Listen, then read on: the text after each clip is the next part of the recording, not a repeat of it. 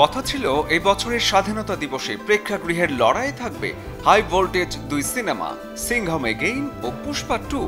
সে আশায় গুড়িবালি হলেও ভক্তদের জন্য 15 আগস্ট মুখোমুখি হলেন জন আব্রাহাম ও অক্ষয় কুমার। অ্যাকশন ড্রামা ঘরানার ছবি ভেদা, যার প্রধান চরিত্রে অভিনয় করেছেন জন আব্রাহাম আর পরিচালনা করেছেন নিখিল আদভানি। ছবির গল্পে দেখা যাবে জন আব্রাহাম লড়বেন এক নারীর ন্যায় বিচারের স্বার্থে, যেখানে প্রধান নারী চরিত্রটি প্লে করেছেন শর্বরী ওয়াক।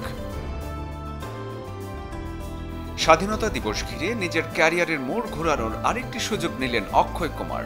তার অভিনীত রিমেক মুভি খেল খেল মেইন ছবিটি যদিও মুক্তির কথা ছিল সেপ্টেম্বরে, তবে অজয় দেবগন, আল্লু অর্জুন স্বাধীনতা দিবসের তারিখ ছেড়ে দেওয়াতে জন আব্রাহামের সাথে এ সময় প্রেক্ষাগৃহের লড়াই নামছেন বলিউড খিলাড়ি সাথে নায়িকা ভানি কাপুর।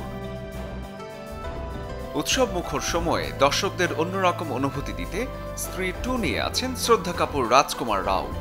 সিকুয়েল এই ছবিতে পরিচালক অমর কৌশিক অবশ্য চমক হিসেবে রেখেছেন তামান্না ভাটিয়ার উপস্থিতি। 15 আগস্ট সায়েন্স ফিকশন মুভি নিয়ে তেলুগু ছবিতে হাজির সঞ্জয় দত্ত, রামপাথে নানি। ডাবল স্মার্ট নামের যে ছবিটি পরিচালনা করেছেন পুরী জগন্নাথ। এদিকে প্রায় 150 কোটি রুপি বাজেটের ছবি থাঙ্গালানো মুক্তি পেয়েছে স্বাধীনতা দিবস ঘিরে। দক্ষিণী যে ছবিতে অ্যাকশনের মিশেলে সত্য ঘটনাকে তুলে ধরেছেন অভিনেতা চিয়ান বিক্রম। এই ছবিটি পরিচালনা করেছেন PA রঞ্জিত। শরীফুল হক, চ্যানেল 24।